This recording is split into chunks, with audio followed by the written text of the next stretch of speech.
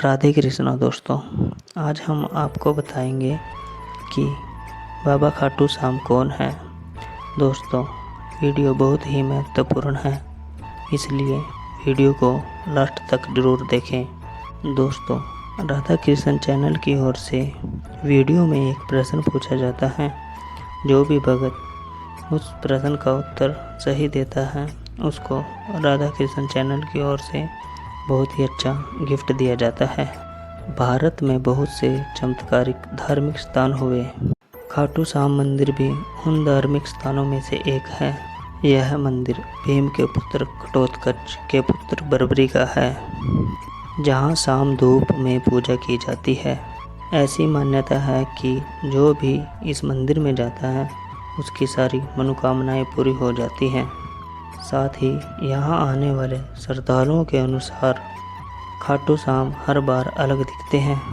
उनकी शारीरिक बनावट हो या उनकी भाव भाग्य माया, हर बार देखने पर पिछली बार से अलग ही दिखाई देती है।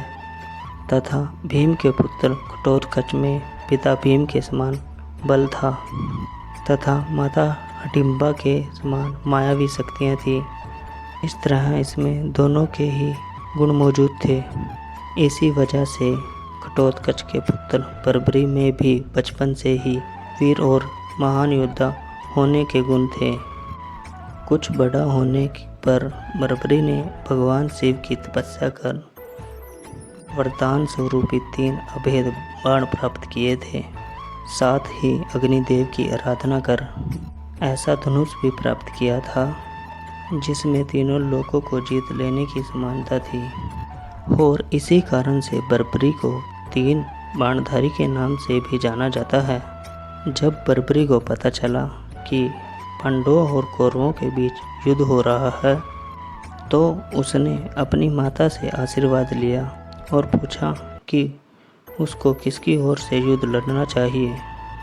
उसकी बात सुनकर उसकी माता ने सोचा कि कौरवों की ओर से तो कहीं धुरंधर लड़ रहे हैं और पांडवों की स्थिति कहीं कमज़ोर ही दिख रही है। तो बर्बरी की माता ने कहा कि पुत्र, तुम हारे का सहारा बनो और कमज़ोर पक्ष की ओर से ही युद्ध में लड़ना। इतना सुनकर ही बर्बरी ने अपने नीले घोड़े पर बैठते हुए अपनी माता को वचन दिया कि वह सदा ही हारे का सहारा बनेगा। वचन देते ही रणभूमि की ओर चल पड़े। इतने में ही श्री कृष्ण जी, जो कि सर्वव्यापी थे, जो कि पांडवों की मजबूत स्थिति देखकर ही समझ गए कि बर्बरी अपनी माता के दिए वचन के अनुसार कमज़ोर पक्ष की ओर से ही युद्ध में लड़ेंगे और उसका कौरव पक्ष की ओर से लड़ने का मतलब कि पांडवों की हार था। तब भगवान श्री कृष्ण ने ब्राह्मण के वेश में जाकर बर्बरी से उसका मस्तक दान में मांग लिया। ये सुनकर बर्बरी ने दान देना स्वीकार किया, परंतु उसने ब्राह्मण का वास्तविक रूप देखने की इच्छा प्रकट की। उसकी बात मानकर प्रभु ने उसको अपने असली रूप में दर्शन दिया। उनका असली रूप देखकर बर्बरी ने उनसे संपूर्ण युद्ध देखने की इच्छा प्रकट की और अपनी कटार से अपना शीश काट दिया।